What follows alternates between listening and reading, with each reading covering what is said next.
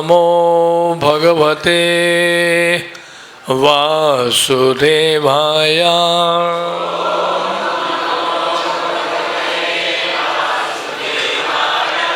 ओम नमो भगवते वासुदेवाय।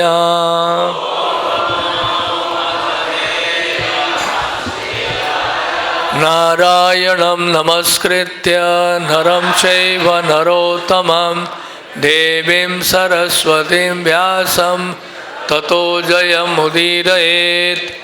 नष्टप्रायेषु अभद्रेषु नित्यं भागवत सेवया भगवती उत्तमश्लोके भक्तिर्भवति नैष्ठिकी। श्रीमद्भागवतम स्कंद 7 अध्याय 14 श्लोक संख्या 12।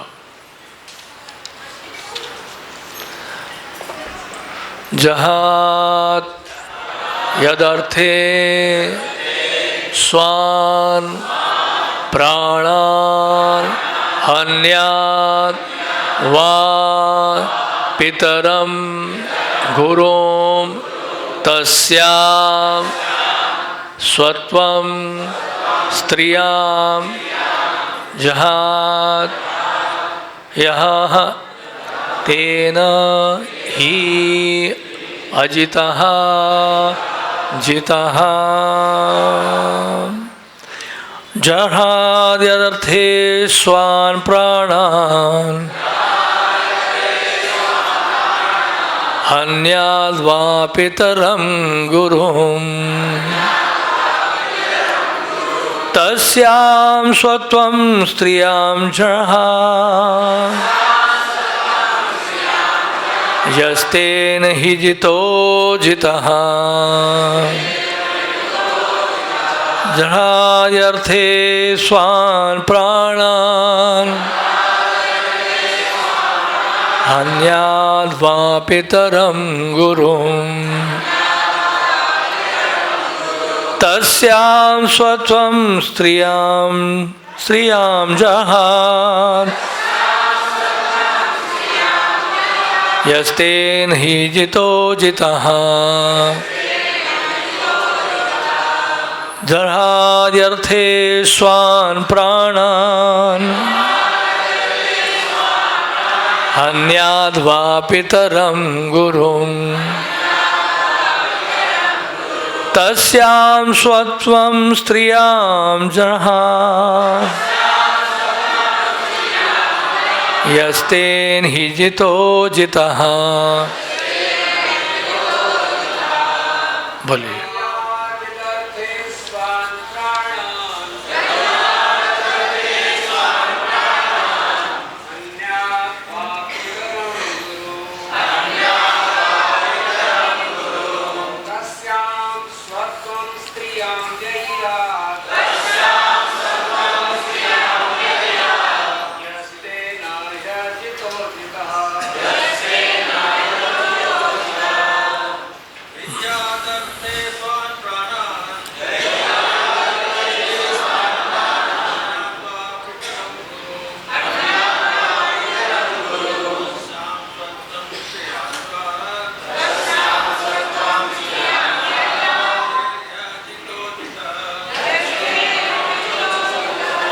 माताएं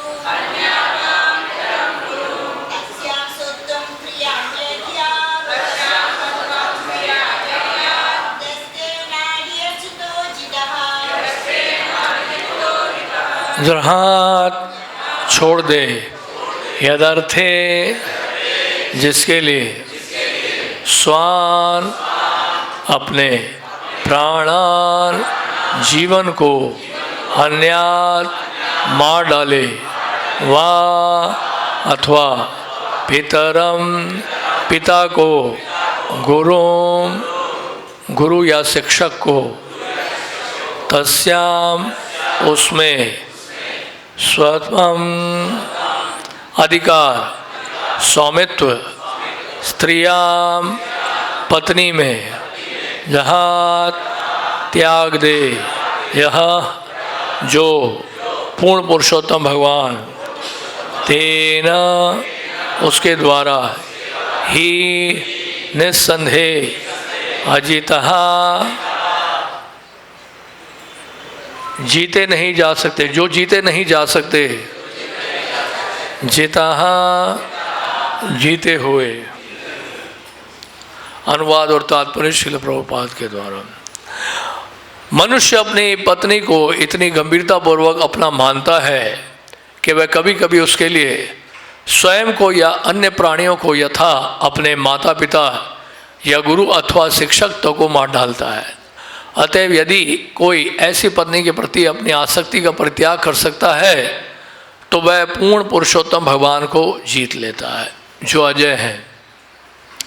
तात्पर्य, प्रत्येक पति अपने पत्नी पर अत्यधिक आसक्त रहता है। अतएव अपनी पत्नी से संबंध तोड़ पाना अतीव कठिन होता है, किंतु यदि कोई किसी भी प्रकार से उसे त्याग कर पूर्ण पुरुषोत्तम भगवान की सेवा कर सकता है तो किसी के द्वारा भी ना जीते जा सकने वाले पूर्ण पुरुषोत्तम भगवान उस भक्त के वश में आ जाते हैं। और यदि श्री भगवान भक्त पर प्रसन्न हो जाए तो फिर कौन सी वस्तु दुर्लभ है। तो फिर मनुष्य को अपनी पत्नी तथा बच्चों से स्नेह तोड़कर पूर्ण पुरुषोत्तम भगवान की शरण क्यों नहीं लेनी चाहिए। इसमें कौन सी भौतिक क्षति है। गृह जीवन का अर्थ है अपने पत्नी के प्रति आसक्ति, जबकि संन्यास का अर्थ है अपनी पत्नी से विरक्ति तथा भगवान श्री कृष्ण से आसक्ति। ओम अज्ञानतिम्रन्धस्य ज्ञानाञ्जनशलाकया चक्षुरोन्मीलितं येन तस्मै श्रीगुरवे नमः। श्रीचैतन्यमनोभीष्टं स्थापितं येन भूतले स्वयं रूपः कदा मह्यं ददाति स्वपदान्तिकं। वाञ्छाकल्पतरुभ्यश्च कृपा सिन्धुभ्य एव च पतितानां पावनेभ्यो वैष्णवेभ्यो नमो नमः।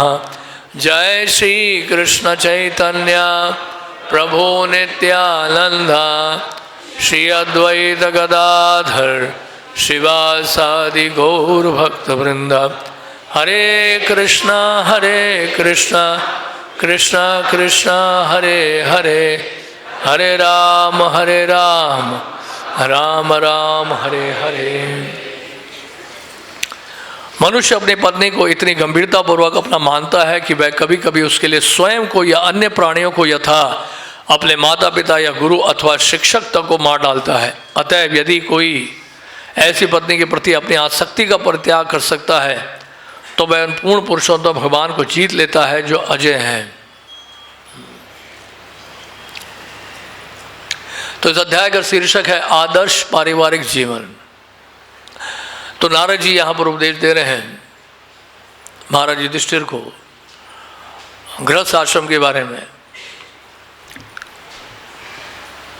तो श्रीमद् भागवत में ही बताया गया है अतः पुंभीर द्विज श्रेष्ठ वर्णाश्रम विभागशः। तो ये वर्णाश्रम का विभाजन जो है ये भगवान के द्वारा ही किया गया है। चातुर्वर्ण्या मया सिस्टम गुण कर्म विभागशः। तो वर्ण है और आश्रम है।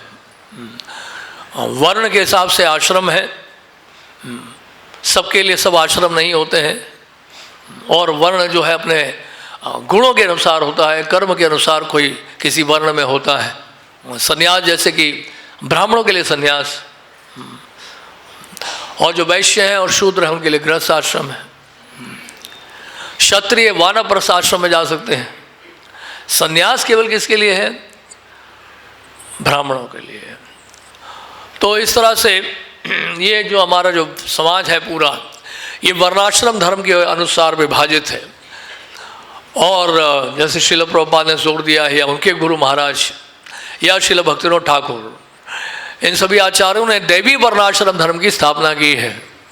भगवान को केंद्र बिंदु बनाकर, जैसे भक्तों ठाकुर बोलते हैं ना, जे दिन गृहे भजन देखी गृहे तो गोलोक भाए।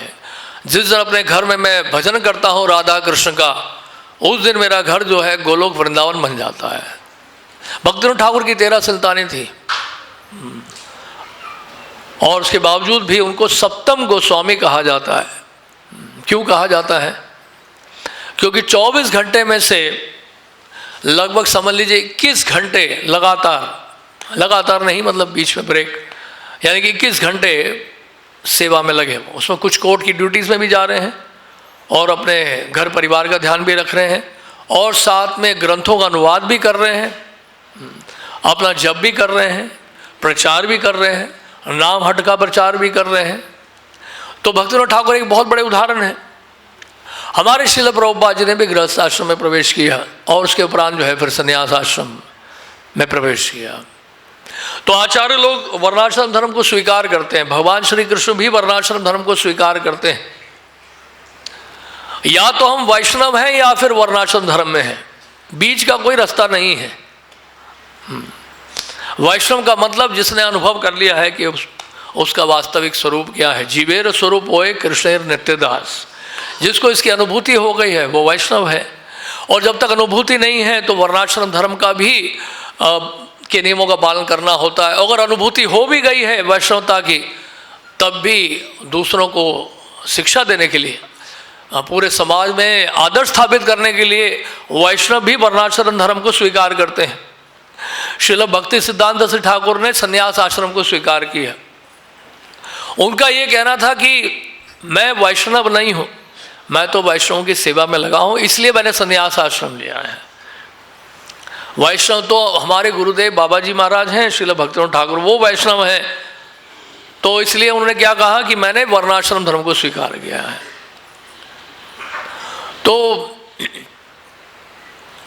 तो ये जो गृहस्थ आश्रम है इसमें संभव है भक्ति करना, लेकिन समय कम मिलता है। समस्या ये है, ब्रह्मचारी आश्रम, वानप्रस्थ आश्रम, संन्यास आश्रम, इसमें समय ही समय है। भगवत सेवा के अलावा और कोई भी उद्देश्य नहीं है। ब्रह्मचारी का एकमात्र उद्देश्य है गुरु की सेवा करना। ब्रह्मचारी गुरुकुले वसंदांतो गुरोर हितम, ये ब्रह्मचारी आश्रम का नियम है कि वो कृष्ण की सेवा में लगा रहे। ब्रह्मचर्यति इति ब्रह्मचारी, जो ब्रह्म का आचरण करता है, यानी कि ब्रह्म का आचरण क्या है? ब्रह्म का आचरण क्या? माम चो विचारण भक्ति योगे न सेवते सगुणा समुतितान ब्रह्म भूयाय कल्पते। तो जो ब्रह्मभूत स्थिति में है वो क्या करता है? अब विचारणी भक्ति करता है। अब विचारणी जब भक्ति करता है तो वो ब्रह्मभूत स्थिति में होता है। तो इस तरह से उनके पास समय है। जो ब्रह्मचारी आश्रम है, वानप्रस्थ हैं, सन्यासी हैं, वो हमेशा सेवा में लगे सकते हैं, मन के द्वारा, वाणी के द्वारा, शरीर के द्वारा।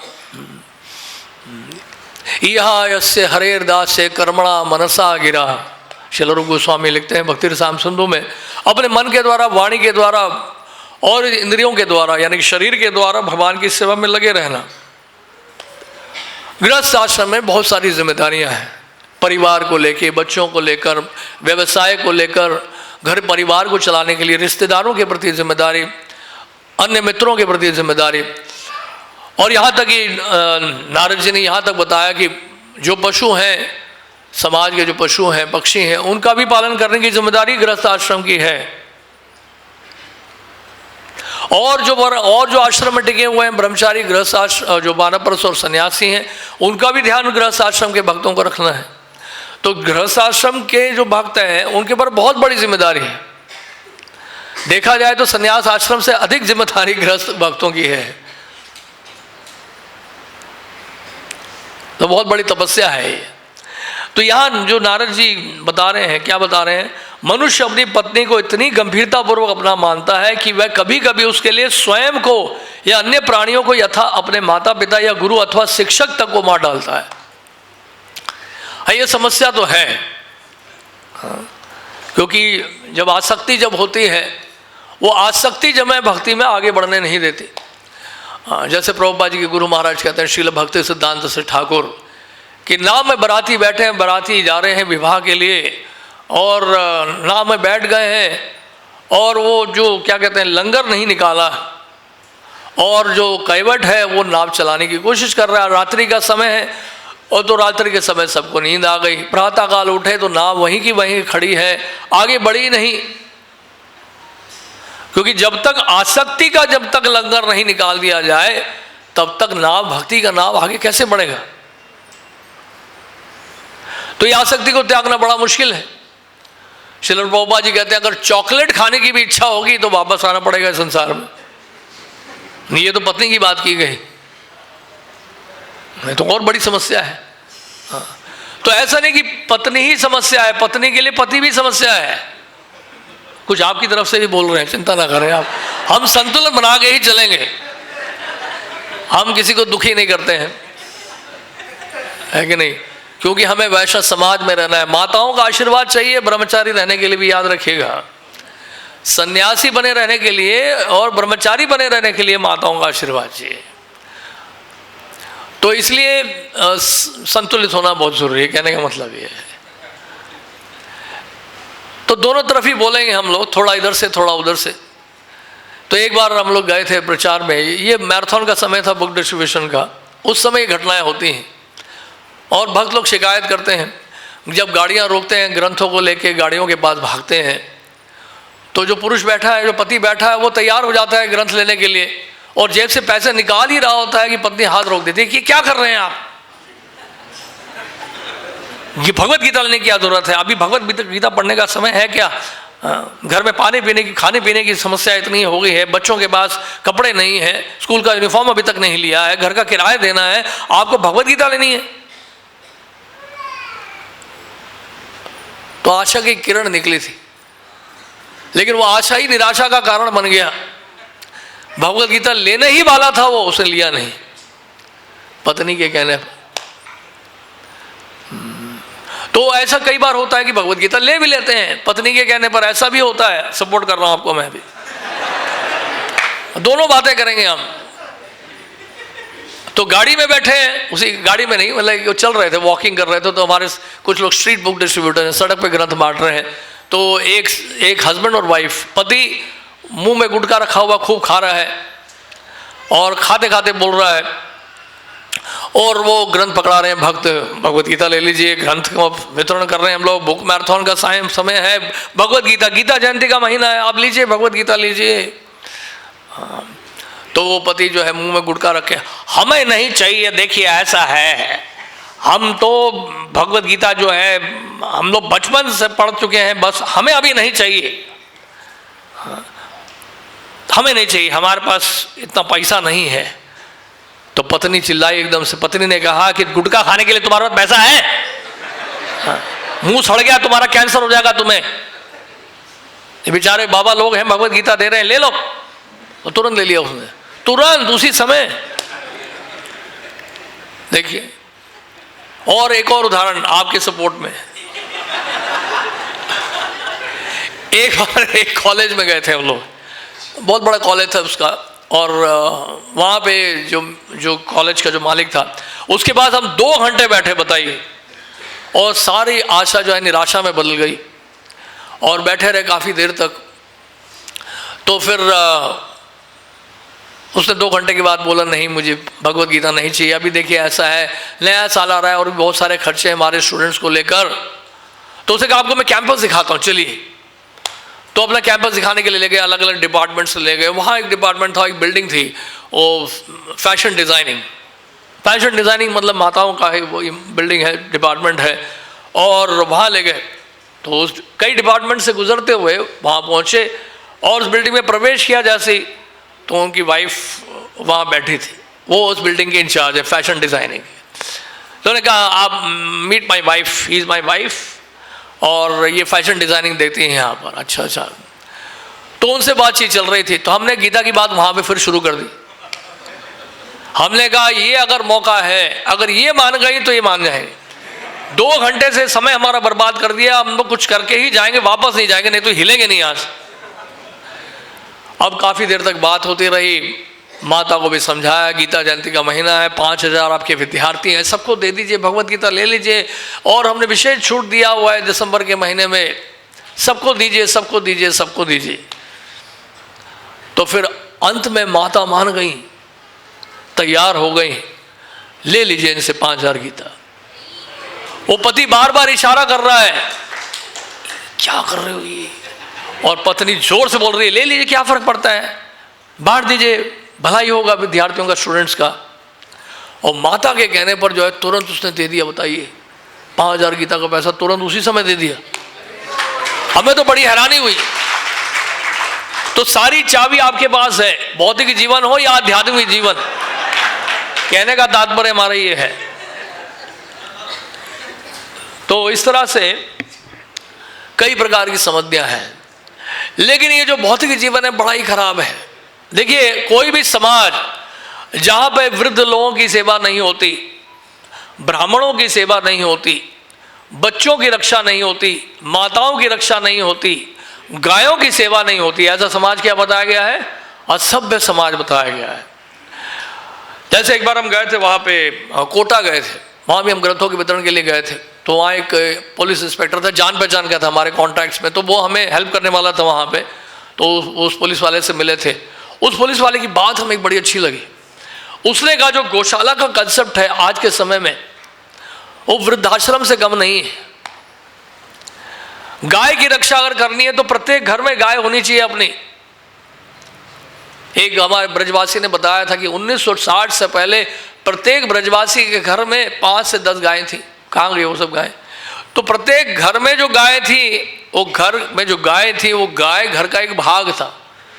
वो गाय भी परिवार की एक सदस्य थी। लेकिन जो आज के आधुनिक समय में जो गौशाला का जो कंसेप्ट है, वो क्या कंसेप्ट है? वृद्धाश्रम का कंसेप्ट। माता को ध्यान नहीं रख पाए, माता की सेवा नहीं कर पाए, इसलिए माता को कहाँ भेज दिया? अपने गौशाला में भेज दिया। और गौशाला में क्या होता है सब जानते ही हैं। तो इस तरह से ये बता रहे थे वो। तो इसी तरह से फिर क्या होता है आज के समय में, जब माता वृद्ध हो जाते हैं या पिता वृद्ध हो जाते हैं, तो कहाँ भेज देते हैं उनको? वृद्धाश्रम में भेज देते हैं। ऐसी ही घटना हुई। नई नई शादी हुई थी, अब पत्नी बार बार जो है चिक चिक कर रही थी कि बच्चों को खाने को नहीं मिल रहा है, आपके पिता खांसते रहते हैं, माता खांसती रहती है। और कुछ समय के बाद तो पिता की मृत्यु हो गई, पिता तो चले गए, माता रह गई सिर्फ। और माता भी खांस रही है कुछ समय के बाद, उनको भी रोग लगा हुआ है, बच्चे बीमार हो जाएंगे, हमें घर का किराया देने के लिए पैसा नहीं है, और यहाँ पर आपने इनको रखा है कि इनको और कहीं नहीं भेज देते आप। तो इस तरह से नोक झोंक के कारण जो है वो पति परेशान हो गया, क्योंकि वो पत्नी के वशीभूत था, जोरू का गुलाम था वो। और उसके बाद फिर ओल्ड एज होम में भेज दिया, वृद्धाश्रम में भेज दिया। और वृद्धाश्रम में कुछ समय के लिए रहने लगी, और कुछ समय के बाद वो फ़ोन करने लगी अपने बेटे को। बेटा कहता मैं मीटिंग में हूँ, बाद में फ़ोन करता हूँ। दूसरा बार दोबारा फ़ोन किया, मैं अभी जा रहा हूँ, एयरपोर्ट जा रहा हूँ, मुझे फ़्लाइट पकड़नी है, लेट हो जाएगा, वहाँ जाके फ़ोन करता हूँ मैं। तो तरह तरह के बहाने बनाकर जो है वो बेटा जो है एक तरह से अवहेलना कर रहा था, नेगलेक्ट कर रहा था, अवॉइड कर रहा था, और वो बात करने के लिए बिल्कुल तैयार नहीं हो रहा था अपनी माता से। बहुत समय के बाद, कई सालों के बाद, 4-5 साल के बाद फ़ोन आया ओल्ड एज होम से। इस बार माता ने फ़ोन नहीं किया, किसी और ने फ़ोन किया। वहाँ के जो व्यवस्थापक हैं, मैनेजर हैं, उन्होंने फ़ोन किया। उन्होंने कहा कि आपकी माता बहुत बीमार है, अंत समय में है, आप एक बार आके मिल लीजिए। तो बेटे को थोड़ी सी दया आ गई उस समय। बेटा जाके मिला और माता से मिला, और ये लड़का भी अब वृद्ध हो रहा है, वो भी, उसकी भी उम्र बढ़ रही है। तो माता से मिला, तो माता से कहा कि माता आपको कुछ चाहिए तो बताइए। अब पूछने आए हो तुम इतने साल के बाद मुझे क्या चाहिए? एक काम करो बेटा, यहाँ पर एक कमरे में एसी लगा देना, एक फ्रिज लगा दो, और ये देखो गद्दा भी ठीक नहीं है, गद्दा भी नया ले आओ। और वहाँ पे देखिए बाथरूम की बड़ी बुरी हालत है, टॉयलेट की बुरी हालत है, कुछ यहाँ दान दक्षिणा दे दो, डोनेशन दे दो, कि अच्छा सा बाथरूम टॉयलेट बनवा दो, साफ सफाई रहेगी तो अच्छा रहेगा। पानी की कोई व्यवस्था कर दो, यहाँ आरओ लगा दो, क्योंकि अभी तो मुझे नलके का पानी पीना पड़ता है, पेट खराब हो जाता है मेरा, और ठंड के मौसम में बहुत दिक्कत होती है, यहाँ रजाई कंबल की व्यवस्था कर दो, ठंड में हीटर भी हो तो अच्छा रहेगा। वो हैरान हो गए, लड़का हैरान हो गया कि माता इतना सब डिमांड कर रही है, अभी तक तो आपने कुछ पूछा नहीं था। उन्होंने कहा अभी तक तुमने फ़ोन ही नहीं उठाया, कहाँ से पूछूं तुमसे? अब इतना कुछ पूछ लिया आपने, उसको लगे तो जीवन के अंत काल में और इतना कुछ पूछ रही है, क्या कारण है इसका? तो फिर माता ने कहा, ऐसा है बेटा, देखिए मैं देख रही हूं तुम्हारी भी उम्र हो रही है, तुम्हारे भी बच्चे हैं, कल तुम्हें भी यहां पर आना पड़ेगा। मैं नहीं चाहती तुम्हें किसी तरह का कष्ट हो, इसलिए मैं तुमसे ऐसा मांग रही हूं। मेरा क्या, मैं तो शरीर छोड़ने वाली हूं, कुछ ही दिनों की यहां पर संसार में अतिथि हूं, मैं तो चली जाऊंगी, लेकिन तुम्हारा क्या होगा, मुझे तुम्हारी बड़ी चिंता हो रही। तो ये है भौतिक संसार का हाल, कड़वा सच है ये, अच्छा लगे या ना लगे। जैसे ही कपड़ा पुराना होता है हम खुद ही नहीं पसंद करते, नए वस्त्रों के लिए बड़े लालायित रहते हैं, नए वस्त्र आते बड़े खुश होते हैं, जन्माष्टमी आ रही है नए कपड़े मिलेंगे सबको, दिवाली आ रही है नए वस्त्र मिलेंगे, पुराने कपड़ों को त्याग देते हैं हम लोग। नहीं, इसी तरह से जैसे ही हम वृद्ध होने लगते हैं या कोई वृद्ध होने लगता है तो सब उसे दूर भागने लगते हैं। जब तक युवावस्था में होते हैं, पत्नी युवावस्था में, पति युवावस्था में, तो आकर्षण बना रहता है थोड़ा बहुत, लेकिन जैसे ही वृद्धावस्था की तरफ बढ़ते हैं तो एक दूसरे को काटने लगते हैं। हकीकत सामने आ जाती है, संसार की सच्चाई सामने आ जाती है, और सच्चाई बड़ी कड़वी होती है, अच्छा लगे ना लगे, कड़वा सच। एक दूसरे को देख के ही दूर भागने लगते हैं। तो यह है भौतिक संसार। भौतिक संसार में रहना बड़ा मुश्किल है। तो इस तरह से हम लोगों को समझना है कि संसार से जितनी आसक्ति हम बना के रखेंगे, वो आसक्ति जो है वास्तव में संसार में हमें बांध के रखे। वास्तव में श्रील प्रभुपाद जी ने एक बड़ी सुंदर बात बोली है। श्रील प्रभुपाद जी कहते हैं कि वास्तव में आसक्ति को त्यागा नहीं जा सकता है। यहां तक प्रभुपाद जी बोलते हैं कि this detachment is a bogus propaganda. Prabhupad ji यहां तक बोलते हैं ये जो तथाकथित जो इस प्रकार से अनासक्त होने की बात की जाती है, ये तो व्यर्थ की बात है। अनासक्त तो कोई हो ही नहीं सकता है। प्रभुपाद ने कहा कि आसक्ति को हमें शुद्ध करना है। अनासक्त तो कोई जीव हो ही नहीं सकता है। जीव का स्वाभाविक लक्षण है कि वह आसक्त होगा ही होगा। जड़ वस्तु जो है उससे आसक्ति की आप आशा नहीं कर सकते हैं। जड़ वस्तु से कभी आसक्त नहीं होता है। चेतन व्यक्ति ही आसक्त होता है। तो आसक्ति को शुद्ध करना है, यही कृष्ण भावनामृत है। यानी अपनी आसक्ति को बढ़ाना है। श्रद्धा रतिर भक्तिर अनुक्रमश्यति, कि श्रद्धा से रति तक जो है वो एक ग्रेजुअल प्रोसेस है। उस रति तक पहुंचने के लिए, उस भाव की अवस्था तक पहुंचने के लिए हमें क्या करना पड़ता है? अपनी श्रद्धा को बढ़ाना पड़ता है। तो श्रद्धा का ही जो है वास्तव में गूढ़ जो है, जो गूढ़ अर्थ है वो क्या है? कंडेंस्ड फॉर्म जिसको कहते हैं, वो है वास्तव में प्रेम। वो श्रद्धा ही है प्रेम। भाव प्रेम जो है, भाव या प्रेम जिसको कहते हैं, वो वास्तव में श्रद्धा ही है, लेकिन वो प्रगाढ़ श्रद्धा है। तो यानी कि कहने का मतलब यह है आसक्ति को शुद्ध करना है हमें। अभी आसक्ति कहाँ पर है? इस संसार में है, इस भौतिक संसार में है, परिवार में है, रिश्तेदारों में है, लाभ पूजा प्रतिष्ठा में हमारा आसक्ति है। उस आसक्ति को शुद्ध करना ही हमारा जो है ये आंदोलन है, आसक्ति को बढ़ाने के लिए।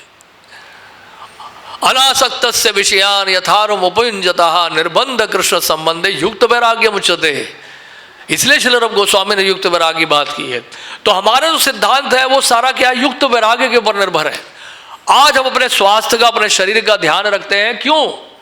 इसलिए कि हमें शरीर के द्वारा भगवान की सेवा करनी। अगर शरीर का स्वस्थ होना हमें कृष्ण की सेवा करने में सहायक है तो शरीर का ध्यान रखना आवश्यक है। और अगर यह सहायक नहीं है तो नहीं स्वीकार करते हम उसको। अनुकूल से संकल्प, प्रतिकूल से वर्जनम। जो अनुकूल है कृष्ण भक्ति के लिए उसको स्वीकार करते हैं, उस प्रतिकूल है उसको त्याग देते हैं।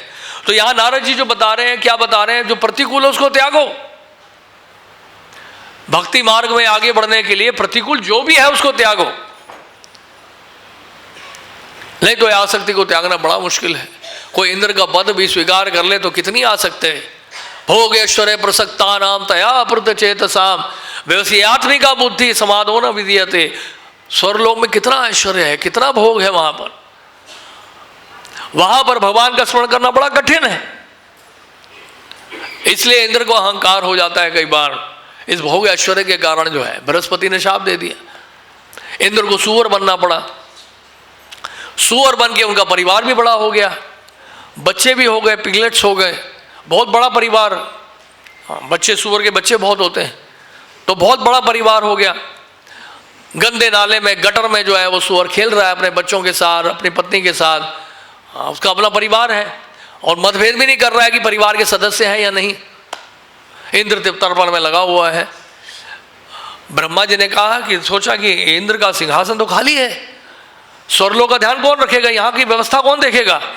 ब्रह्मा जी जो है सबसे बड़े व्यवस्थापक हैं पूरे ब्रह्मांड के, पूरे सृष्टि के, तो उनके मैनेजर्स हैं ये सब इंद्र वगैरह, और वही अगर सीट छोड़ के भाग गए और सूअर बन गए तो कैसे चलेगा स्वर्गलोक।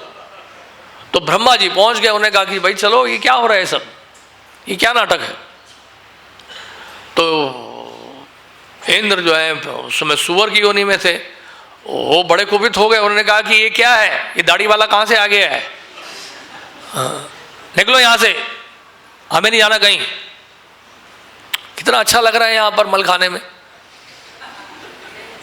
सुस्वादिष्ट यहाँ पर सारी व्यवस्था की है, खाने पीने की व्यवस्था हुई है, और ये आग पता नहीं चार मुखी, पता नहीं दाढ़ी रखा हुआ, पता नहीं कहाँ से आ गया ये, क्या। तो ब्रह्मा जी सोचा अरे बाप रे बाप, देखिए जिस जीवात्मा जिस शरीर में प्रवेश करती है उसी से आसक्त हो जाती है। ऐसा नहीं कि आसक्ति केवल मनुष्य को है, एक छोटी सी चींटी भी अपने शरीर से आसक्त है। चींटी के सामने आप उंगली रखिए, वो चींटी भागती है इधर उधर, वो शरीर से आसक्त है। एक चिड़िया अपने शरीर से आसक्त है, एक पशु अपने शरीर से आसक्त है। जो जिस शरीर में जाएगा उस शरीर को अपना मान लेगा और उस शरीर से उसको सुख दुख मिलेगा और उसमें खुश है वो। ऐसा नहीं कि सूअर दुखी है, दुखी तो है, लेकिन वो जो मल खाते हैं तो उसको बड़ा सुख होता है। अब वो उसी में फंस गया वो बेचारा। अब ब्रह्मा जी को गुस्सा आया, तो ब्रह्मा जी ने क्या, उसके बच्चों को लेकर जो एक सरोवर में फेंक दिया, और सरोवर में फेंका। उसके बाद बोला देखो तुम्हारे बच्चे तो गए। अब वो जो है इंद्र जो है बड़ा कुपित हो गया, उसने आक्रमण किया ब्रह्मा जी के ऊपर, लेकिन ब्रह्मा जी को पकड़ नहीं पाया वो। उसके बाद पत्नी को उठाया, सूअर की जो इंद्र की पत्नी थी सूअरनी, उसको उठाया, उसको भी उठा के डाल दिया, पूरे परिवार को डाल दिया, पूरा परिवार खत्म हो गया, मर गए सब। इंद्र ने देखा, भाई इंद्र को बोला देखो तुम्हारे परिवार के सारे लोग मर गए हैं, तुम भी इस सरोवर में छलांग मार लो, तुम्हें जो है स्वर्गलोक की प्राप्ति हो जाएगी, अच्छा शरीर मिल जाएगा, यहाँ पर तुम क्या गटर में नाले में रह रहे हो। तो इंद्र ने सोचा विचार किया, अरे देखो यार परिवार के सारे लोग तो मर गए हैं, अकेला क्या करूँगा मैं, अकेला कौन ध्यान रखेगा मेरा, क्या फ़ायदा ऐसे जीने का, चलो मैं भी कूद जाता। तो इस तरह से इंद्र कूदे। इंद्र जब कूदे उसमें तो तुरंत जो है इंद्र का स्वरूप मिल गया सूअर को, और वापस back home, back to haven.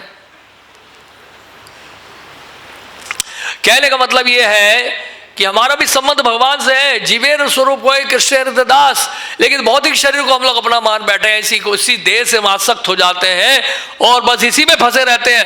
और बार बार हमें याद दिलाया जा रहा है संतों के द्वारा, महात्माओं के द्वारा, भक्तों के द्वारा, आ जाओ वापस आ जाओ, आ जाओ भगवान के धाम में। यहाँ क्यों सड़ रहे हो संसार में, क्यों आसक्त हो अपने परिवार से, पत्नी से, बच्चे से, रिश्तेदारों से, क्यों फंसे हुए संसार में, निकलो यहाँ से। निकलना ही नहीं चाहते हम। बार बार बताया जा रहा हमारा स्पिरिचुअल फॉर्म कितना सुंदर है, सच्चिदानंद विग्रह है, उसको शायद छोड़ के हम लोग भौतिक शरीर से आसक्त हो जाते हैं। इसलिए क्या बोल रहे हैं प्रहलाद महाराज, क्या बोल रहे हैं, तत्साधु मन्ये असर्वर्य देहनाम सदा समुद्र धियाम असदग्रहा हितात्मपातम गृहबंध कोपम वनम गतो तद हरिमाश्रय। आप तो पहले से वृंदावन में हैं, ये आपका सौभाग्य है। वनम गतो, वन तो रहा नहीं लेकिन वृंदावन फिर भी वृंदावन तो है। तो इसलिए लोग, कई लोग यहाँ रिटायर हो गए, हम देख रहे हैं बहुत सारे वनप्रस्थी यहाँ पर मौजूद हैं। सही स्थान पर है आप वृंदावन में। तो वृंदावन धाम में क्या करके करना है, हमें रह के क्या करना है, यहाँ भजन करना है बस, उसी में हमारा समय बीतना चाहिए। श्रवणम कीर्तनम विष्णु स्मरणम पाद सेवनम अर्चनम वंदनम दास्यम सख्यम आत्मनिवेदनम, ये हमें करना है वृंदावन में रहकर। कीर्तनीय सदा हरि ही। तो इस मायापाश और या कहने के मतलब कहने के मतलब इस माया से भरे हुए संसार से बाहर निकलना बड़ा कठिन जरूर है, लेकिन निकलने का प्रयास करेंगे तो निश्चित रूप से निकल पाएंगे। देखिए अब ध्रुव महाराज की माता सुनीति भगवान की भक्त है और ध्रुव महाराज को सही मार्गदर्शन दे रही है। हाँ बेटा ऐसा है कि जब भी जो है भगवत प्राप्ति करनी होती है, जो भी मांगना होता है भगवान से, लोग अधिकांश लोग जो क्या करते हैं वन में जाते हैं भगवत प्राप्ति के लिए। सौतेली माँ ने क्या किया, बैठने नहीं दिया अपने पिता की गोद में, तुम्हें तो मुझे मेरे कोख से जो है जन्म लेना पड़ेगा। और महाराज उत्तानपाद इतने उच्च कोटि के विश्व के सम्राट स्वयंभू मनु के पुत्र तो साधारण व्यक्ति नहीं है, लेकिन क्या है पत्नी से आसक्ति के कारण जो है क्या हुआ, ध्रुव महाराज को अपने गोद में बिठाने के लिए हिचकिचा रहे थे वो। और उसके बाद ध्रुव महाराज लेकिन बहुत क्रोधित हो गए, क्षत्रिय खून है ना, वो क्रोधित हो गए एकदम से और चले गए अपनी माता के पास कि ऐसा हुआ मेरे साथ, हमारा अनादर हुआ है, हमारा अपमान हुआ है। राजघराने के बच्चे जो होते हैं वो भी बड़े एकदम क्षत्रिय गर्वित होते हैं। तो उन्होंने कहा देखो बेटा ऐसा है, भगवत प्राप्ति के लिए भगवान से मांगेंगे सब कुछ होगा, वही हमारी इच्छाएं पूरी करते हैं, लेकिन अधिकांश लोग जो है वन में जाते हैं। तो ध्रुव महाराज देखिए कहाँ से कहाँ चले गए इतनी दूर से, कानपुर के पास क्या जगह है बेठूर, क्या कहते हैं उसको, तो वहां से वृंदावन मधुवन कोई पास नहीं है, कितनी दूर चल के गए। लेकिन ध्रुव महाराज की तपस्या, उनका डिटर्मिनेशन देखिए। तो सौतेली माँ ने बैठने नहीं दिया, लेकिन सगी माँ ने कहा कि तुम्हें जाना है, भगवत प्राप्ति के लोग कहाँ जाते हैं, वन में जाते हैं, और ध्रुव महाराज निकल ही गए। तो इस तरह से क्या है कि हम लोगों को बड़ा गंभीर, यहाँ पे देखिए, लेकिन यहाँ पे क्या लिख रहे हैं कि जो है पति जो है अपने पत्नी को बड़ी गंभीरता से लेता है, उसकी एक एक बात को जो है बहुत केयरफुली जो है, हमने जैसे बताया कि ग्रंथों के वितरण में कैसे अपनी बात पत्नी को गंभीरता से लेता है। तो जब हम बड़े लोगों को जब भगवान की सेवा में लगाते भी हैं तो पूरे परिवार को लगाना पड़ता है, तब जाके उम्मीद कर सकते हैं कि वो सेवा में लगेंगे, नहीं तो कोई ना कोई पीछे से खींचेगा।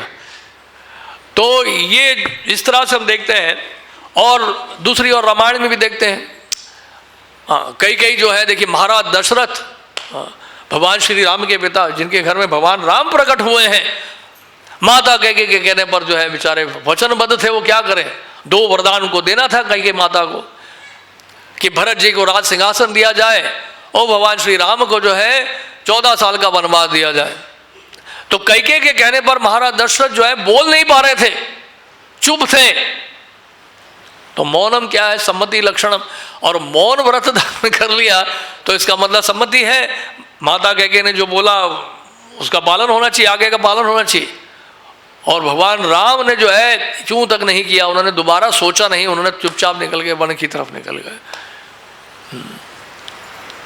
तो क्या मतलब कहने का अर्थ ये है, यह संसार में आसक्ति हमें बांध देती है, इस आसक्ति से बाहर निकलना है। भक्ति परेशान हो भाव विरक्तिर, और आसक्ति को त्यागने का एक ही तरीका है और वो है भगवत भक्ति में लगना, और कोई तरीका नहीं है। भक्ति से वैराग आना चाहिए, वैराग से भक्ति नहीं। भक्ति से भक्ति से वासुदेव भगवती भक्ति योगा प्रयोजिता जन्यति आशु वैराग्यम ज्ञानम चयत अह्युतकिम। तो भक्ति जनित जो वैराग्य है वही हमारे साथ चलती है। नहीं तो क्या होता है कि फिर एक परिवार छोड़ते हैं और दूसरा परिवार बसाते हैं हम लोग। कई बार ऐसा होता है, एक माता पिता छोड़ते हैं दूसरे माता पिता बना लेते हैं, होता ही नहीं। तो वैराग जो है वो भक्ति से उत्पन्न होना चाहिए। जब भक्ति से वैराग उत्पन्न होगा वो स्थिर होगा, वो स्थायी होगा और हमारे साथ चलेगा। तो जोर हमें किस पे देना है, भक्ति में देना है। भले कोई गृहस्थ आश्रम में हो, वानप्रस्थ आश्रम में हो, सन्यासी हो, सबके लिए। इसलिए सन्यासी के लिए क्या 3 प्रकार के दंड होते हैं। श्रील गौर गोविंद महाराज बताते हैं 3 प्रकार का दंड है उनके लिए। त्रिदंड का मतलब 3 प्रकार के दंड है। दंड क्या है, मनोदंड, वाक दंड और वपु दंड। तो 3 प्रकार से दंडित होता है सन्यासी कि मन के द्वारा कृष्ण के अतिरिक्त और कुछ नहीं सोचेगा। यहाँ पे लिखा ना श्रील प्रभुपाद जी ने सन्यासी के बारे में, मन में कृष्ण के अलावा अतिरिक्त कुछ नहीं सोचेगा, तो मन को दंड दे रहा है वास्तव में। वाणी के द्वारा कृष्ण कथा के अतिरिक्त कुछ नहीं बोलेगा, वाणी को दंड दे रहा है। और वपु को दंड कैसे दे रहा है? इन इंद्रियों के द्वारा, ज्ञान इंद्रियों और कर्म इंद्रियों के द्वारा वो केवल कृष्ण की सेवा करेगा। सर्वोपाधि विनिर्मुक्तम तत्परत्वेन निर्मलम ऋषिकेन ऋषिकेश सेवनम भक्ति रुच्यते। इसे श्रील प्रभुपाद जी बोलते हैं, अंग्रेजी में अनुवाद करते हैं, देयर आर 2 साइड इफेक्ट्स। कोई अगर भक्ति करता है उसका क्या है? 2 प्रभाव है, 2 साइड इफेक्ट है। भक्ति करने से 2 लक्षण, भक्ति के 2 लक्षण हैं। ये लक्षण प्रकट होने चाहिए अगर हम भक्ति ठीक से कर रहे हैं तो। एक तो हमें देहात्मक बुद्धि से ऊपर उठना होगा, सर्वोपाधि विनिर्मुक्तम, और दूसरा क्या? हमारी इंद्रियां निर्मल होनी चाहिए, तत्परत्वेन निर्मलम। अगर ये दोनों नहीं हो रहा है इसका मतलब कहीं ना कहीं भक्ति में कमी है। अगर देहात्मक बुद्धि से उठ ही नहीं पा रहे हैं कई वर्षों तक और इंद्रियां हमारी शुद्धि नहीं हो रही है, इसका मतलब हमने ठीक से अभी तक भक्ति की नहीं। तो इस तरह से ये पूरा संसार इसी में जो लगा हुआ है। पुंसाम स्त्रिया मिथुनी भावम तयोर मिथो ग्रहम ग्रह क्या है? हृदय ग्रंथि माहो अतो ग्रह क्षेत्र सुताप्त वित्तेर जनुस्य मोहम हम मेति। नहीं तो फिर मैं और मेरे के चक्कर में सब लगे हुए हैं, मेरी संपत्ति है, मेरा प्रॉपर्टी है, मेरा धन है। लोग इतने आसक्त हो जाते हैं कि वो उसको छोड़ना नहीं चाहते हैं। हमने देखा था एक बार हम लोग गए थे पुरानी दिल्ली में, चांदनी चौक में एक ज्वेलरी शॉप, और कैश काउंटर में एक वृद्ध व्यक्ति बैठा हुआ है, उसके हाथ कांप रहे हैं, उसको शायद पार्किंसन होगा, और वो कैश गिन रहा है। उसे गिना नहीं जा रहा है, पूरा हाथ कांप रहा है उसका, और फिर भी वो क्योंकि नोटों की गड्डी रखी हुई है तो उसको वो गिन रहा है, और आंखों में जो चश्मा चढ़ा है, इतना मोटा लेंस कि शायद उसको ठीक से दिख भी नहीं रहा है, लेकिन वो शॉप में बैठा है, कैश काउंटर में बैठा है, वो पैसा गिन रहा है, वो शॉप का मालिक है। तो कई बार जीवन के अंत काल तक जो है हम लोग आसक्ति को त्याग नहीं पाते हैं। इसलिए अकबर को बीरबल ने कहा कि देखिए ये जो काम वासना के प्रति आसक्ति है तो जीवन के अंतकाल तक रहती है। तो इसलिए तो बेटी को ले गए और वृद्ध व्यक्ति के पास, तो वृद्ध व्यक्ति जो है अकबर की बेटी को देख रहा था, अकबर को तो देखा ही नहीं। वो जहाँ पना सम्राट है, लेकिन अकबर की तरफ ध्यान ही नहीं गया जब बेटी को देख। तो ये जो मोह माया आसक्ति है, इसको काटना जो है, अगर इसको निकालना है, अगर हमें हृदय से अगर आसक्ति को निकालना है, उसका एक ही तरीका है, अपना आकर्षण जो है भगवत सेवा में लगाएं हम लोग। केवल भगवत भक्ति के द्वारा ही संभव है, अन्यथा संभव नहीं है।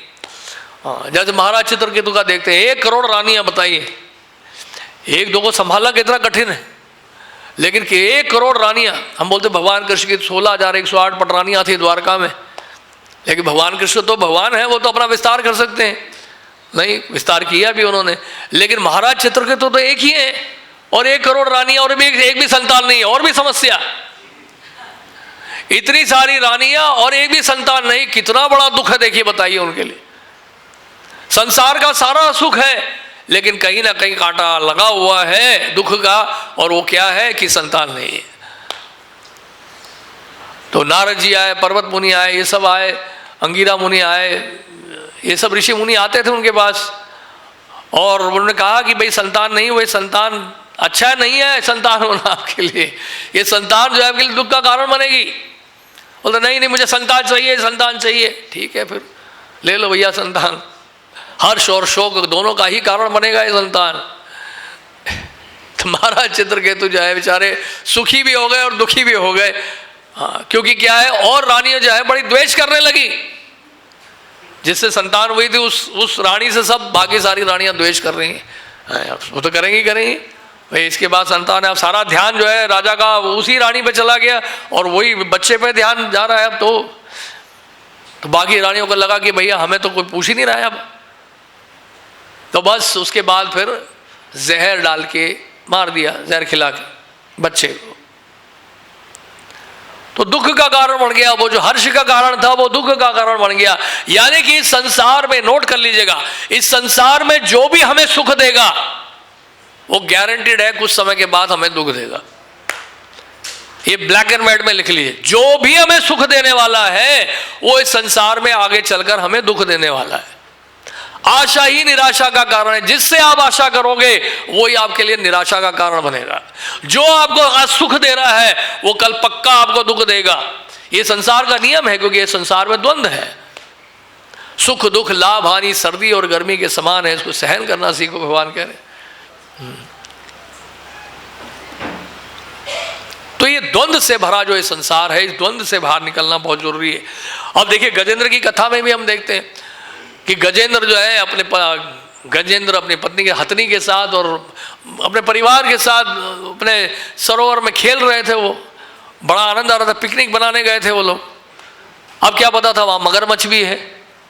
मगरमच्छ रूपी माया ने पकड़ लिया गजेंद्र को कि हाँ पाँव को पकड़ लिया। और जानते फिर क्या हुआ? उसकी पत्नी बच्चे छुड़ाने आए नहीं, कोई छुड़ाने नहीं आया, भाग गए सब, सरोवर छोड़ के भाग गए। वो बेचारा अकेला ही लड़ता रहा वहाँ पे। और बाहर से देखते बच्चा बोल रहे, रोते रहे बेचारे, बचाओ बचाओ इनको बचाओ। अरे कौन बचाएगा, खुद ही भाग गए आप। मगरमच्छ के मुंह से कौन निकालेगा? और मगरमच्छ में बहुत ताकत होती है। तो इसलिए क्या है कि अपना पराया सभी ऐसे ही है इस संसार में। इसलिए तो जब वाल्मीकि जी नहीं थे, डाकू थे, नारद जी ने एक बोला, जाके पूछो अपने परिवार के लोगों से कि आप कह रहे हो कि पाप के भागीदार वो भी बनेंगे जो तुम पाप कर रहे हो। पूछो जाके पाप के भागीदार बनेंगे कि नहीं बनेंगे। वाल्मीकि जी ने जाके पूछा अपने पत्नी से, बच्चों से कि मैं जितने पाप कर रहा हूँ मैं उसके भागीदार तो आप लोग बनोगे ना, हम तो एक ही परिवार के हैं। भाई आप जानो आपका पाप, हम क्यों बने आपके पाप के भागीदार? हमें इससे क्या मतलब है? बड़ी हैरानी होगी वाल्मीकि जी को, ये क्या बात कर रही है। तो ये पूरा संसार जो है स्वार्थ का संसार है। इंद्रिय तर्पण के अलावा और कोई उद्देश्य नहीं है संसार का। भौतिक संसार का मतलब है हर कोई जो है अपने इंद्रिय को तृप्त करना चाहता है और कोई एजेंडा नहीं है। इसलिए भक्तों का जो है लक्ष्य जो है बिल्कुल स्पष्ट होना चाहिए। हमें पूरा कन्विक्शन होना चाहिए कि हम लोग सही स्थान पर हैं और कृष्ण भक्त ही, भगवान की सेवा ही हमें इस माया जाल से बचा सकती है, इस आसक्ति से बचा सकती है। और कोई तरीका नहीं है, कोई तरीका नहीं है और कोई हल नहीं है। और इसलिए भगवान जब कृपा करते हैं तो क्या करते हैं? यस्याहम अनुगृणामि हरिष्ये तद्धनम शनै। तो भगवान क्या करते हैं? जब कृपा करते हैं तो सब कुछ छीन लेते हैं। तो भगवान क्या कहते हैं? हरिष्ये तद्धनम शनै, धीरे धीरे मैं सारा उसका धन छीन लेता हूँ, उसकी संपत्ति छीन लेता हूँ। तो संपत्ति छीनने से क्या होता? ततो धनम त्यजन्ति अस्य। और जैसे ही धन खत्म हो जाता है तो क्या होता है? उसको गरीब लाचार दीनहीन समझकर उसके रिश्तेदार मित्र जो हैं उसे दूर भागने लगते हैं कि ये तो हरे कृष्णा वाला बन गया है, इसके बाद अब कुछ नहीं है, कंगाल हो गया है ये, अब इसके बाद जाने का कोई फायदा नहीं है। स्वजना दुख दुखितम। और क्या है बेसिकली क्या होता है? और एक के बाद एक उसको दुख आता ही रहता है। अपने परिवार के लोग उसको छोड़ देते हैं, रिश्तेदार भी छोड़ देते हैं। आप ही पूछिए, हमारे जितने ब्रह्मचारी भक्त यहाँ पर हैं, पूछिए उनसे कि कितने मित्र आपके पुराने मित्र आपसे मिलने आते हैं? कोई मिलने आता है? एक भी नहीं आता होगा। पता भैया तो कंगाल हो गया है, सर से भी कंगाल है, हर तरीके से कंगाल है ये, तो इसके बाद जाने का कोई फायदा नहीं। इवन आपके पास भी आपके रिश्तेदार के लोग भी 10 बार सोचते होंगे, तो कुछ खाते नहीं, कुछ पीते नहीं है, इनके बाद जाने का क्या फायदा? इनके घर जाएंगे, लंच के लिए बुलाया जी, ना उसमें प्याज है ना लहसुन है ना कुछ है, कह रहे जी भगवान को भोग लगाते हैं। तो आपसे भी लोग दूर भाग रहे हैं, आपसे तो दूर भाग ही चुके हैं सब। तो ये बहुत बड़ी कृपा है भगवान की, ये बहुत बड़ा अनुग्रह है भगवान कृष्ण का। युधिष्ठिर महाराज को कह रहे हैं कि जिसके ऊपर मैं विशेष अनुग्रह करता हूं, कृपा करता हूं, धीरे धीरे सब कुछ उसका मैं छीन लेता हूं। कितना बढ़िया है, देखिए। डर लगता है ना, डर लगता है। वैष्णो देवी जाते हैं, माता के पास जाते हैं तो खूब मिलता हुआ धर्म दही जन्म दही। यहाँ पर क्या है, मतलब ले ही है, दही कुछ नहीं है, ले ही सब लेते रहते हैं ठाकुर जी हमसे। बाल भी ले लिए, वस्त्र भी ले लिए, एक ही तरह का वस्त्र पहनना है पूरे जीवन भर, एक ही रंग का वस्त्र पूरे जीवन भर पहनना है, रंग बिरंगा ना चलेगा। गृहस्थ आश्रम में भी जब बेचारे वो सफेद ही पहन के बैठे हुए हैं, उनके पास भी कोई कलर का ज़्यादा वैरायटी नहीं है, ज़्यादा कलरफुल हो जाते बोलते भाई ये क्या रंग बिरंगे क्यों बन गए, भाई क्या बात है। तो वस्त्र छिन जाते हैं, केश छिन जाता है, सब कुछ छिन जाता है हमारा। लेकिन ठाकुर जी की सेवा में जब लगते हैं जो आनंद मिलता है, ऐसा लगता है सब कुछ मिल गया हमें। इसलिए रामानंद राय क्या बोल रहे हैं चैतन्य महाप्रभु से, जब महाप्रभु बोलते हैं सबसे धनी व्यक्ति कौन है, रामानंद राय कहते हैं जिसके पास राधा कृष्ण का प्रेम है वो सबसे धनी व्यक्ति है, बाकी सब गरीब हैं। बाकी सब गरीब हैं, धन होते हुए भी गरीब हैं, क्योंकि वो धनी उनको काल बनकर निकल जाएगा। लेकिन भक्त जो है वो जितना धन मिल जाए अच्छा उनके लिए, वो धन को कृष्ण की सेवा में लगा देते हैं। तो इसलिए भक्त बड़े भाग्यशाली हैं, भक्त बड़े खुश हैं। कुछ नहीं भी है तो खुश है। देखिए ये तो बड़ी बात है। एक बार ऐसे हुआ था कि अकबर गए थे वृंदावन, हाँ, तानसेन के साथ। तो तानसेन के गुरु थे संत हरिदास निधिवन में, तो वो गए उनके साथ। तानसेन से कहा कि आप तो बड़ा अच्छा गाते हो, मेघ मल्हार गाते हो तो वर्षा होती है, अभी तो बहुत जरूरी है, मेघ मल्हार की वर्षा हो नहीं रही है ना। राग दीपक गाते हैं तो दिया जल जाता है महल में। आपके गुरु कौन है, किससे सीखा आपने संगीत? उन्होंने कहा हमने संत हरिदास से सीखा। ब्रज के बहुत बड़े वैष्णव हैं, हाँ, जिन्होंने बाकी बिहारी को प्रकट किया। चलिए आप मुझे मिलवाइए। वो मिलते नहीं है राजा महाराजाओं से, तो आपको वेश बदल के जाना पड़ेगा। तो अकबर भी वेश बदल कर गए, वो भी वेश बदल कर गए, और वहाँ पहुँचे, निधिवन में पहुँचे, और उन्होंने कहा कि इनको कहिए ना कि गाएंगे ये, क्योंकि ये जब गाएंगे तो वन के वृंदावन के जितने पशु पक्षी हैं सब भागे भागे आएंगे संत हरिदास के संगीत को सुनकर। जब वो राग रागिनी छेड़ेंगे तो वृंदावन के पशु पक्षी, मोर और हिरण सब आके एक साथ नृत्य करेंगे, सिंह बाघ सब एक साथ मिलकर नृत्य करेंगे। उन्होंने कहा कि मेरे कहने से थोड़ा गाएंगे, वो हमारे गुरुदेव हैं, वो मैं उनको कैसे बोल सकता हूँ। बोलते एक मेरे पास तरीका है। तो तानसेन ने क्या किया, उसने ऐसे ही राग छेड़ दिया गलत, जानबूझ के उसमें गलत सुर छेड़ दिए, और जब गलत राग गाने लगे तो संत हरिदास ने कहा ये क्या कर रहे हो तानसेन, तुम्हें मैंने ऐसे तो नहीं सिखाया, गलत क्यों गा रहे हो तुम, लाओ तानपुरा हम गा के दिखाते हैं। तो फिर बस संत हरिदास ने गाना शुरू किया। बस वन के जितने बाघ और शेर और पशु और पक्षी, हिरण इत्यादि जितने भी हैं वहाँ पर, मोर, सब आगे वहाँ पर नृत्य करने लगे। देख के चकित हो गया अकबर, कमाल है भैया, क्या पावर है, क्या शक्ति है इनके संगीत में, भगवान के लिए गा रहे थे वो। तो फिर ने कहा पीछे क्या कारण है कि ये जब गा रहे हैं तो इतने सारे हिरण और पशु पक्षी, इतनी मधुरता, इतना प्रभाव, इतनी शक्ति इनके गाने में, संगीत में है। आप जब गाते हो तो अच्छा गाते हो, लेकिन इतनी मधुरता नहीं है, क्या कारण है इसका? तानसेन ने कहा बुरा मत मानिए झांपना, मैं जब गाता हूँ तो आपके लिए गाता हूँ, ये मेरे गुरुदेव जब गाते हैं तो भगवान के लिए गाते हैं, केवल भगवान के लिए गाते हैं। तो इसलिए इनकी वाणी में, इनके कहने में, इनके गाने में इतनी शक्ति है, इतनी पवित्रता है। तो इस तरह से हम लोग समझ सकते हैं कि इंद्रिय तर्पण का जो है कोई उसकी जो है सीमा ही नहीं है। इंद्रिय तर्पण जितना करेंगे उतना ही संसार में इतना फंसेंगे हम लोग। तो एक जीवन, प्रभुपाद जी ने कहा एक जीवन हम कृष्ण को दे दें, हमारा जीवन सफल हो जाएगा। हरे कृष्ण। श्रील प्रभुपाद की जय। समय हो गया है, एक आध प्रश्न।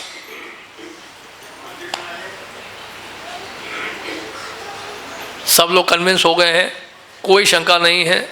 धन्यवाद। ग्रंथराज श्रीमद् भागवतम की जय। श्रील प्रभुपाद की जय।